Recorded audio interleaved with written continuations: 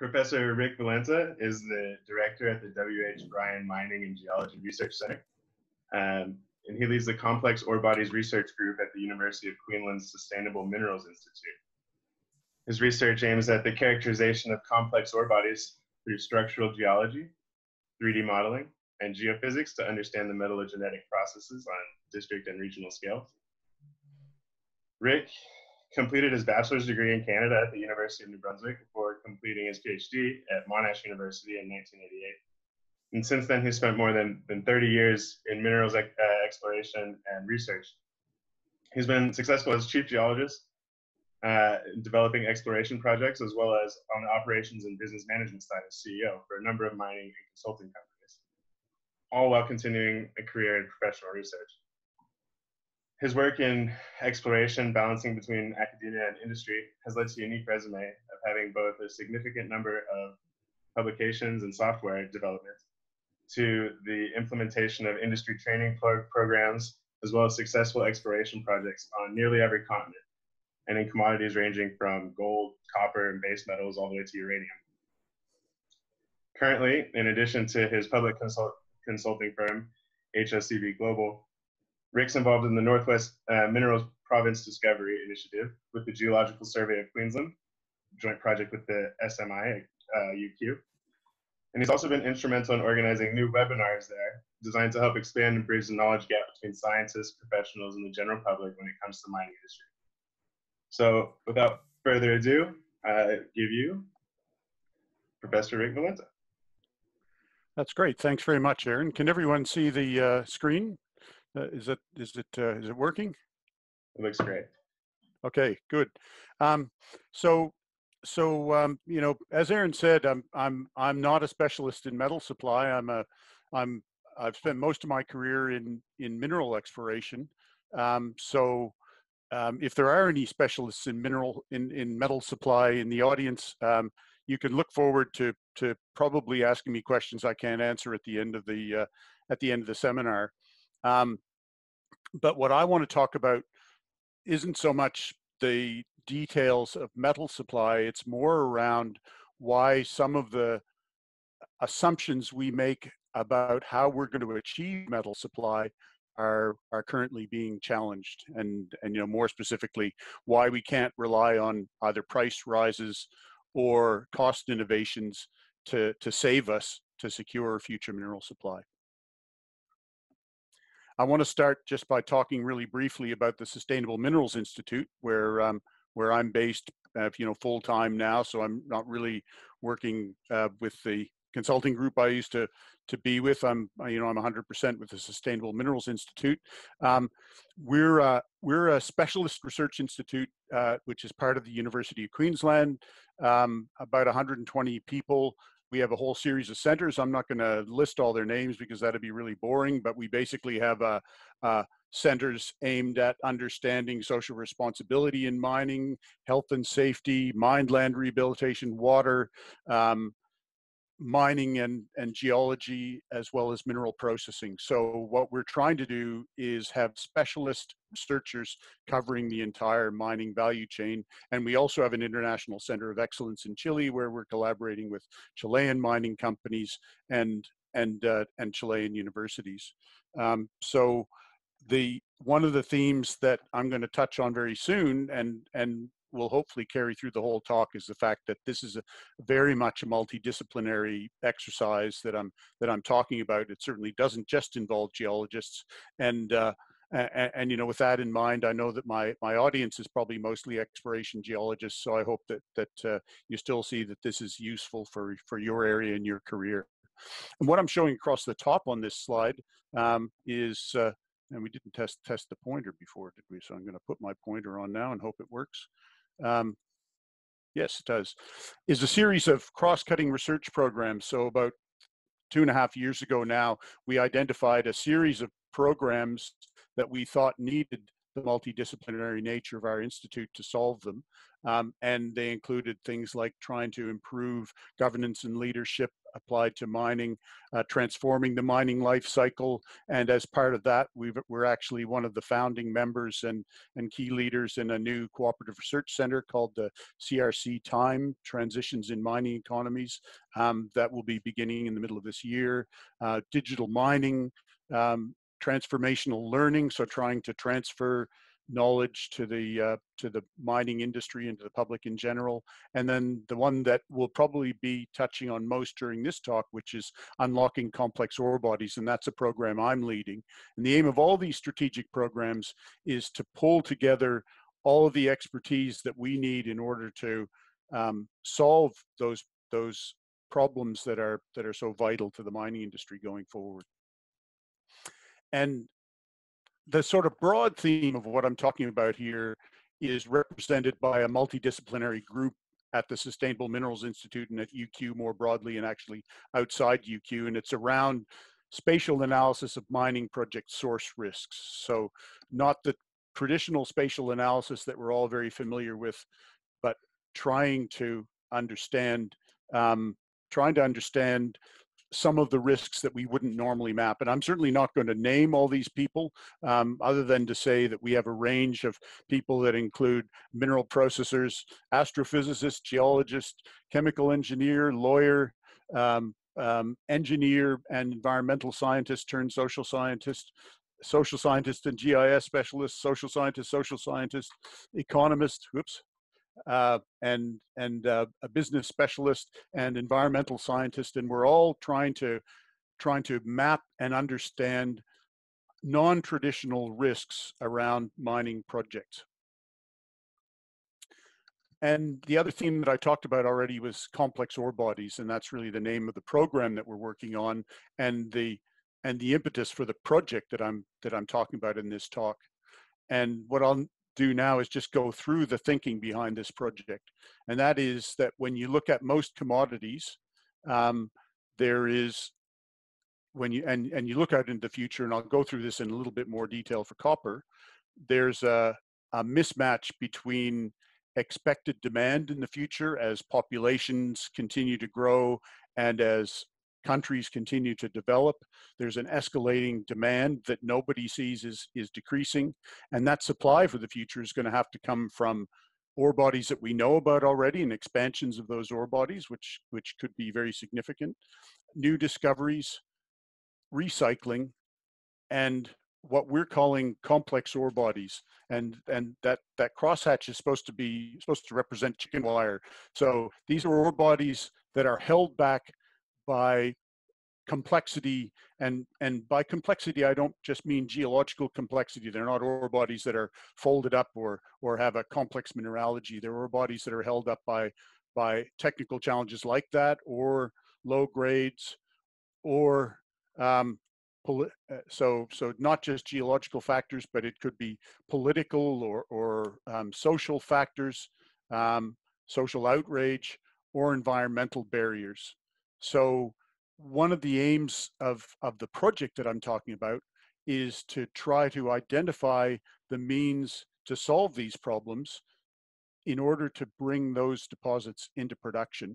And the reason that's important, I'm going to try to demonstrate with copper. And the reason I'm focusing on copper, or I'm focusing on copper, but it's something that applies to a large amount of commodities besides copper. So I'm going to talk a little bit about copper and where would we be without Richard Shoddy? So I'm going to show some of Richard's slides. This is copper endowment growth from 1900 to 2010, and so what we're seeing here is growth in production, and production shown in blue here, growth in reserves that's shown in a couple of different sort of reddish colors here, and then cumulative resources. So there's this big gap in here of resources that that are neither reserves nor are they past production. And if you extend this out to late last year, what we get up to is about, since the beginning of time, we produced roughly about 725 million tons of copper.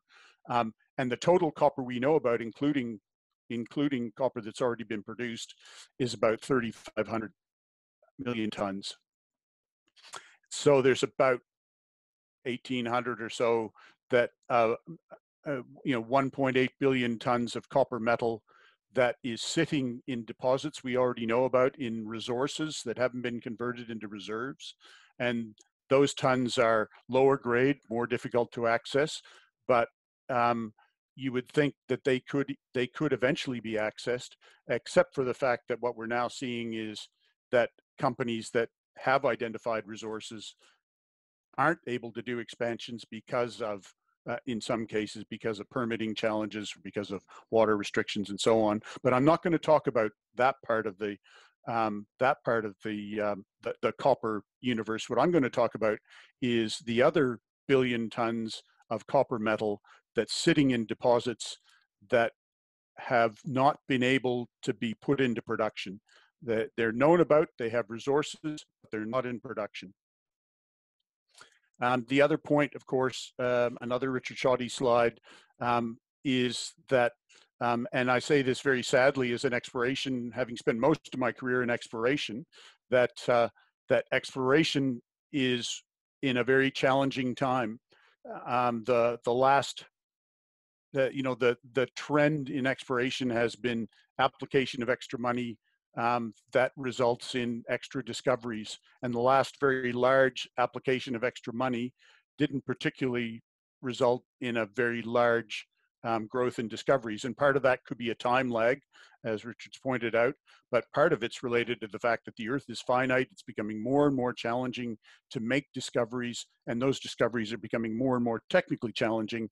And all that work is really rewarding for all of us, so that's great. But what it means is that we can't really rely on supply from new discoveries alone going forward.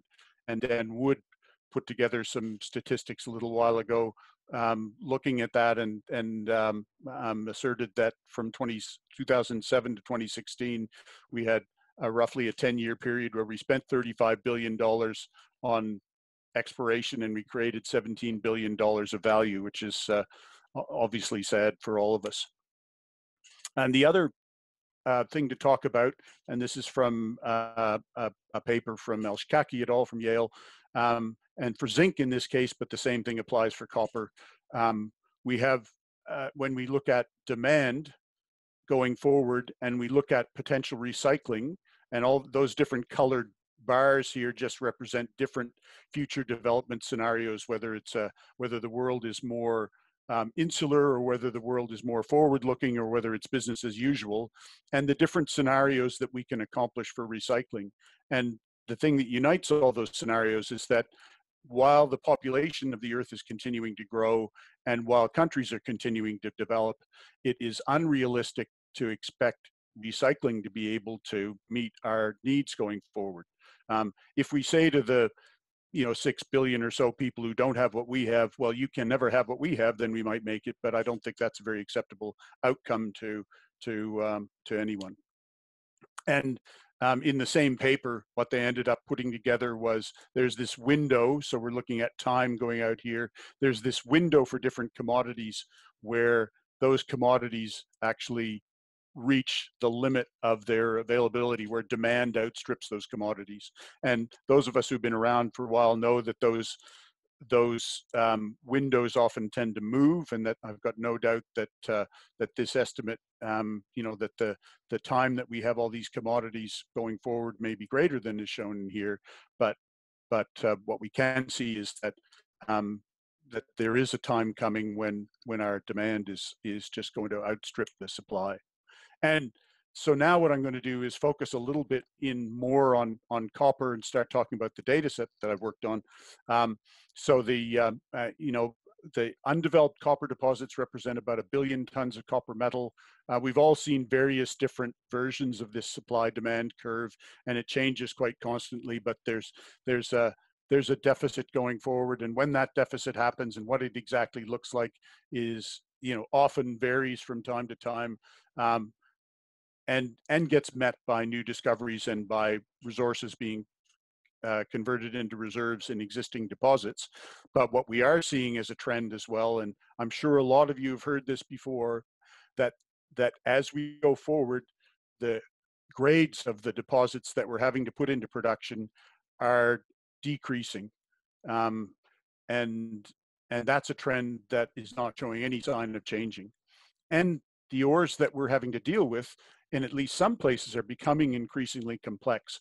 And this is a diagram from Schwartz et al. Showing arsenic in concentrates. So the red bars here are arsenic in some concentrates from some of the larger operations in 2010, and the arsenic percentage in concentrate from those same operations in 2016, showing an increase in arsenic at the same time that public appetite for arsenic contamination of any type is decreasing, where smelters are becoming much less interested in taking arsenic rich concentrates, and where, you know, frankly, the world is becoming less and less interested in putting arsenic on ships and carting it around the planet. So that's all of these are factors that are confronting undeveloped copper deposits.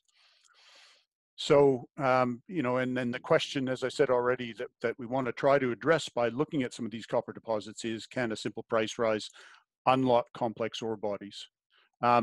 And you could frame that question in another way, and really what this comes back to is that as an industry, whether you talk about geologists, or whether you talk about mining engineers or mineral processing people, what we've been incredibly good at is innovation that lowers the costs of production. So this is a cost of production of copper ore from 1900 to 2010. And what it shows is a series of innovations that have drastically lowered the cost of copper ore, the cost of producing a ton of copper ore, that has allowed us to produce economically from lower and lower grade material. So and it's led to a very long period of economies of scale. You know, if you can't make money out of your mine, add a zero to the end of the annual production, and see how that works out for you. And so the related question to a price rise is, it doesn't matter if the price stays the same. If you can continue to reduce your costs, will that unlock these complex copper ore bodies? And the other thing I want to show you before I start talking about the database is something, again, that you've probably all seen, and that is historical copper production. So this is 5-year averaged bars of historical copper production. So we're up around 20 million tons per year for the last 5 years or so. And grades, so it's 3% up here, 0 down in here, and we've progressively gone down till we're around or below 0.5% in terms of what we're producing. And then when I was looking at this graph, I was thinking, I bet there's a lot more people on the planet who know what a graph like this signifies now than there were 3 months ago. So this is the sort of graph you get when you're increasing production of copper and you're also decreasing grade of copper. And what you then get is an exponential increase in the volume of tailings you're producing. So this is the 5-year averaged volume of tailings, annual tailings, that we're seeing from 1900 projected out to 2040. So what we're going to see is that from 2040 to 2045, we're going to produce the same tonnage of copper tailings as we produced in the entire 20th century. So that's a lot of tailings, and this applies to all of the other deposit styles or all of the other commodities where we're relying on economies of scale. And so my question is, are we reaching the end of economies of scale? I remember speaking to some of the wise old heads in the Julius Kirshnet Mineral Research Center, and Tim Napier-Munn specifically, and he said, "Oh yes, yet again we're sounding the death knell of economies of scale. Let's see how that goes." But it really is. We are now reaching a point where the equations for production of tailings, consumption of water, consumption of energy to produce the escalating amount of copper and other commodities that we need is becoming very challenging. So the reason for this complex ore bodies program, therefore, is to try to identify means to bring those deposits into production and to change that equation. And we identified, and so to make those deposits accessible through better social relationships by reduced environmental and social footprints, and of course, through technical innovation. And we identified a whole range of different projects that we wanted to work on. So this is something that we did 2.5 years ago. I'm not going to go through all these projects, but what I'm going to talk about is allied to this original idea of projects. We also started a program to say, well, before we plan all the projects that we want to carry out in order to try to innovate to address the problems that we've identified, why don't we actually look at these undeveloped complex ore bodies and see what's actually stopping them from going into production? What do we need to solve? Because I think a lot of the geologists out there think that the problems are mainly geological, and the miners think, oh well, if I only was able to have zero entry mining, that would solve all the problems. And the mineral processors think, if only I could have a SAG mill that was even bigger and 5% more efficient, we'd be able to get these projects into production. And of course, what we've also seen is that there's a plethora of roadmaps. So the last thing we need is another roadmap without data to back it up. So here's that billion tons of copper metal, its distribution by size and grade. And I'm not going to go through the details of that at all, but obviously you wouldn't be surprised to see that there's a large amount of that in Latin America, in Central Africa, Western North America. I won't go through them all, but another interesting thing so this is about 308 deposits that accounts for a billion tons of copper metal. And the graph in the lower left-hand corner shows their years since discovery. So out of those 308 deposits, 293 of them were found more than 10 years ago. So these are deposits that are languishing. They haven't been able to be put into production for whatever reason through up and down price cycles. And so what we wanted to do was to not to build a database that's a traditional database that looks at technical factors like production, like grade, like genetic factors relating to geology, mineralogy, and that sort of thing, though we were considering that, but to try to map a series of other challenges associated with those deposits that might allow us to understand what the challenges are that are stopping those projects from going into production. So we defined sort of proxies to look at water risk, to look at biodiversity risk, tailings risk, arsenic or other contaminant risk, community risks, land pressure, poverty, infrastructure, and so on. So, and I won't go through all these, but it was really from a mixture of either keyword searches from the long text data in the S&P database, which is the one we used, or publicly available regional databases that look at a range of different factors from which we could develop proxies to map those variables. So we're creating a new kind of ore body database here where we're using the traditional things that you would put in a mineral database using public releases from companies in the area of social, legal, permitting, and arsenic. At this early stage in the project, you'll see later that we've developed better proxies for these factors, and external spatial data sources like water stress, human development, seismicity, biodiversity, and so on. So here's an example. This is from the aqueduct water risk data set, and what we're looking at here is a copper grade versus tons, so a typical cascade diagram that you would see, which is color coded by water risk derived directly from the aqueduct water risk database. So we weren't redoing that. We're not specialists in water risk, but this is a validated, accepted regional database.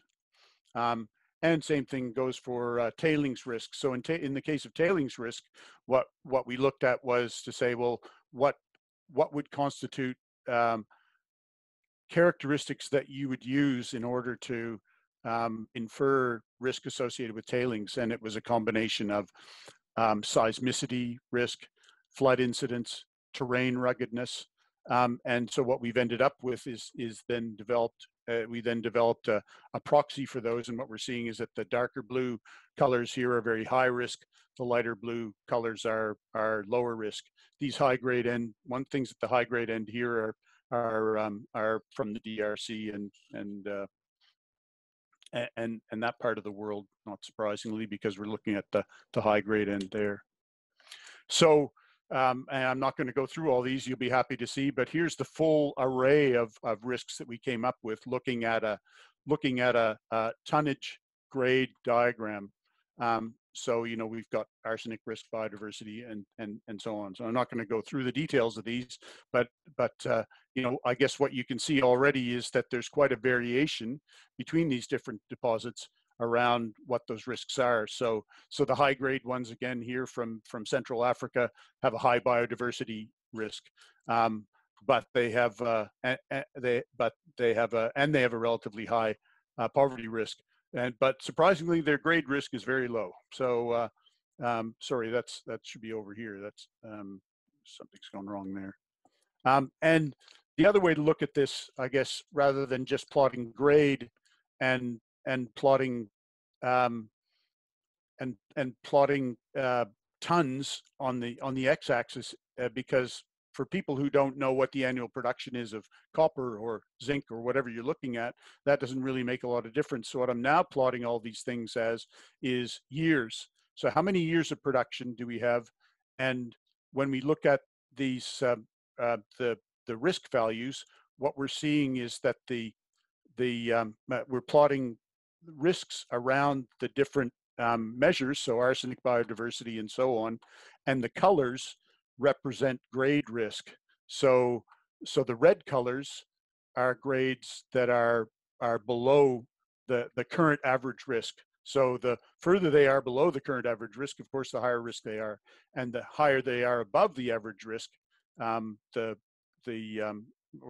average grade, the lower risk they are. So it's just a way that connects more with the actual characteristics you're interested in. So again, I'm not going to spend a lot of time going through these, but what that boils down to is now here's the top 40 projects, accounting for over half of the undeveloped copper deposits, and plotting all of their risks on a on a matrix where each one of the 12 risks is color coded from red being high risk to green being low risk.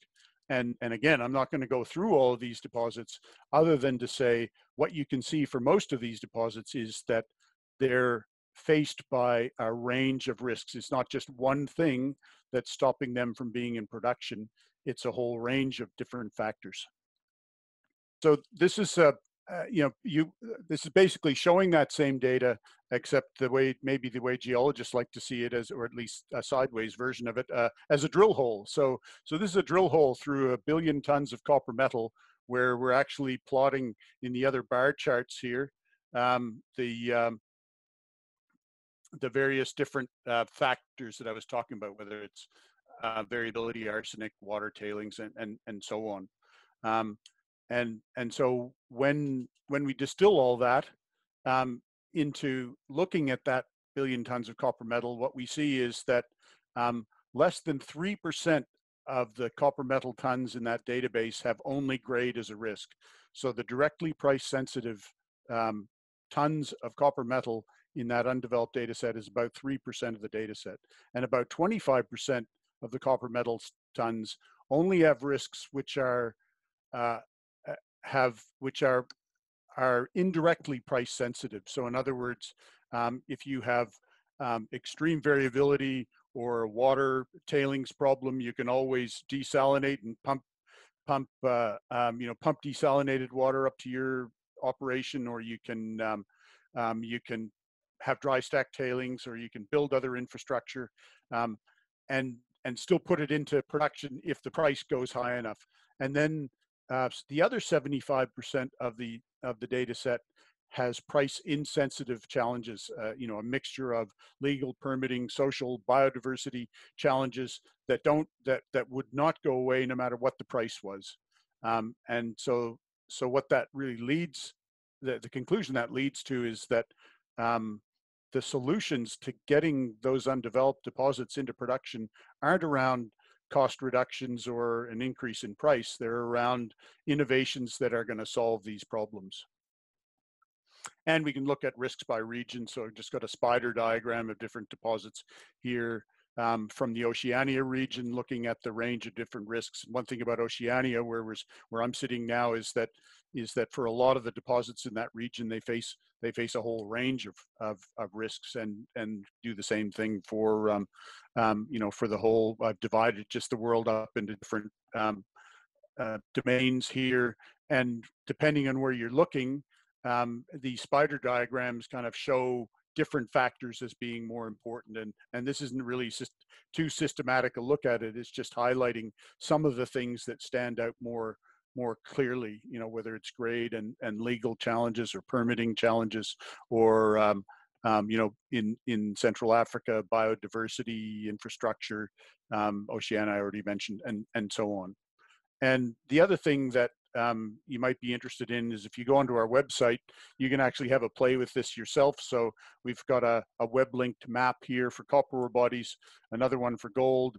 This would be the chance for another, you know, for another technological failure. So I'm going to go back to an arrow here and see if, oh yeah, look at that worked. So if you want to actually have a look at this, so this is on our website, and then you can choose what factor you want to look at if you're interested in land pressure or grade or water. So that's for gold ore bodies. And then if we look at undeveloped copper ore bodies, we can do the same thing. You know, so these are infrastructure challenges, which we built by taking a power plant database and calculating an energy density for the world, poverty, variability, and so on. So we've got this, I guess, range of factors we can look at.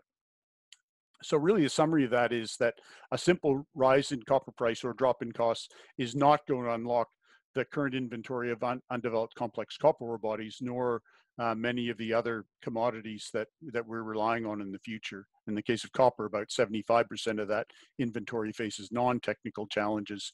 And we are not, you know, I'm asking a question here, but I'm sort of more keen on making a statement at this point, and that is that we're not placing enough emphasis in this area. There are some challenges to the database as I presented it, and we've been addressing them.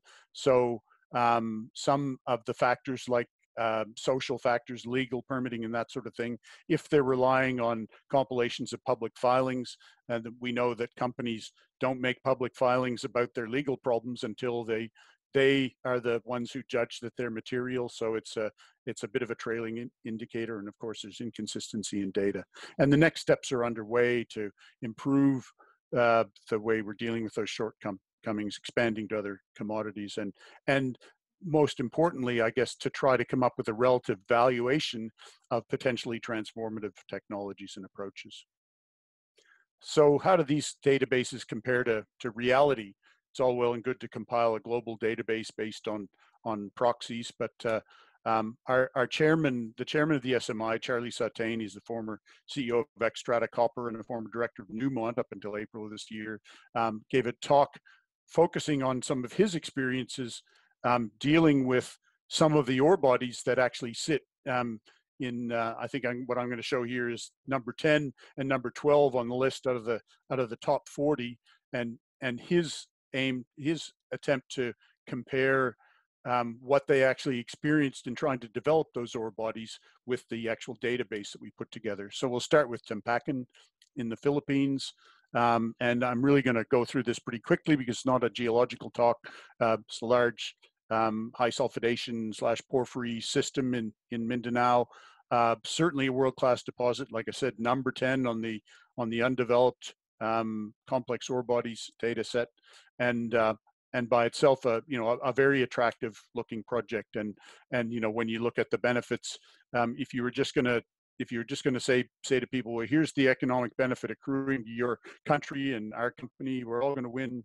The project should be in production now. And so when we ran that through our window of testing, our criteria, we came up with this range of risks, and you can see there's a lot of yellow and red in there. This is a project that has a lot of challenges associated with it, and it's still not in production. So I'm just going to sort of run briefly through some of these. So if you highlight water, for example, judged as being high risk in the aqueduct water database. There's plenty of water around, but there's also competition for water and high rainfall and need to deal with and a need to deal with the water on the project. So that's certainly checked out as a challenge. When you look at the criteria we use for tailings in terms of seismic hazard, it's an area of very high seismic hazard. It's an area of high landslide hazard, an area of high flood hazard. So certainly came out as being very high risk in that area. If we go to local community, what we can see is the project area in red here and a whole range of different local communities that are sitting around that project, including one community that is basically most of their land is covered by the footprint of the project. So that certainly checks out. And when you look at land pressure, the same sort of thing comes out. So these are the areas that are going to have to undergo clearing in the plan for the project. And all of these yellow dots here and the blue labels associated with them are resettlement sites that were identified as part of the environmental impact statement. So in other words, in order to get this project going, all the people living inside this polygon were going to have to move to these sites. And so I guess it's not surprising this project really isn't in production. And to top all that off, it's very arsenic rich. So a brand new way of dealing with arsenic was actually developed to address this project, where a methodology basically based on flotation chemistry was developed in order to float off an arsenic rich concentrate and then to deal in a hydromet way with the and the more important part of that was a hydromet method called the Tuong process that was developed to remove arsenic from the concentrates, which otherwise would have been unsaleable. So if you actually take that one-dimensional set of risks that we developed and turn them into a risk matrix, what you can see, if you were a safety person doing a risk matrix, you would have likelihood on one axis, is something bad going to happen? It's almost impossible to almost certain. And the consequence being, well, on the left-hand side, who cares if it happens? Doesn't make any difference. To catastrophic, people die, or the tailings dam collapses and destroys large amounts of area. And what we can see is that when you put these different factors into their two-dimensional plot in there, there are a large number of these risk factors that are in the high to extreme risk matrix. So certainly for Tumpacan, that checks out. The other example that Charlie spoke about was the Nuevo Unión project, which is in northern Chile. It was a project that has a more benign risk mixture. It's number 12, I think, on the top 40. And if we look on the left here, one of the challenges associated with this project early on was that it started life as two projects: the Relincho project, which was owned by Teck, and the El Moro project, which were owned by Xstrata, then by Goldcorp, then by and now Newmont Goldcorp.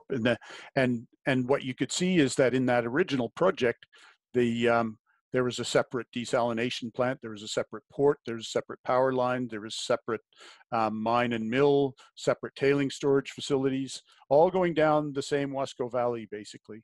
And so one of the solutions that was proposed in this case was to combine that infrastructure to support a combined project. And therefore, all these green dots, which are communities going down that very same valley, had one group to to deal with, and that has allowed this project to become one which has a reasonable chance of going into production. And when we look at the risk matrix associated with that project, the assemblage of risks is much more looks much more manageable, and is in the process of being pushed down to the lower level of that diagram. Since we've done a lot of this work, I'm just going to touch briefly on some work that Eleanor Libs has been involved in producing more recently, where we tried to remove some of those key words that are a little bit dodgy from the way that we deal with with some of the ESG categories in the database, and we recently published another analysis looking at iron, copper, and bauxite, where for iron we identified that 47% of the total resources had a co-occurrence of greater than 4 of these ESG risks. Copper also had a large co-occurrence, and bauxite had an extremely large co-occurrence of ESG risks. These are undeveloped bauxite deposits. And we've also been, and I'm not going to spend any time talking about these at all, but developing similar sort of matrices for a whole range of other commodities. So I said at the start of this talk, the whole aim of all this work was to try to come up with an assemblage of projects to try and address some of these challenges. And this is the range of projects that the Complex Ore Bodies program is addressing. So it's a 5-year, $12.5 million program that is funded partly by the university, but mostly by external companies with whom we're partnering. And the range of projects we're looking at are, and there's another talk on this. If you go to the SMI website, hopefully you'll find it. I give a talk covering, spending a lot more time talking about all these different projects, but they range from coming up with novel lixiviants and looking at other means to do in situ recoveries without mining, a whole series of studies aimed at transforming community and social performance, and that's really a key one. I think what we've seen from the examples and from the data sets, that's a key area where that we need to improve in order to obtain mineral supply from some of these projects. Another thing that we don't do very well is placing a value on anything except the NPV of the project from a technical point of view. So how do we place a valuation? How do we take 3 different projects that have an identical NPV and place a value that says, well, this project has a much greater value to the community, and this project over here has a much worse effect on the community, and therefore this first one should be much more valuable. So we're developing a series of tools to try to do that better. What I've talked about today is really this spatial mapping of ESG challenges. We're also looking at projects around flexible mining and processing and documenting variability in order to get away from the economies of scale approach. So to develop variability and processing flexibility that allows us to mine smaller ore bodies profitably. Understanding mine closure, we have a major project looking at novel technologies to extract critical metals, including using phytomining, bioextraction, and innovative hydrometallurgy. We have a major project in Chile looking at water supply chain challenges. A whole series of projects looking at removing contamination from the mining value chain, one specifically focused on using flotation chemistry to get rid of arsenic-rich concentrates before they go into a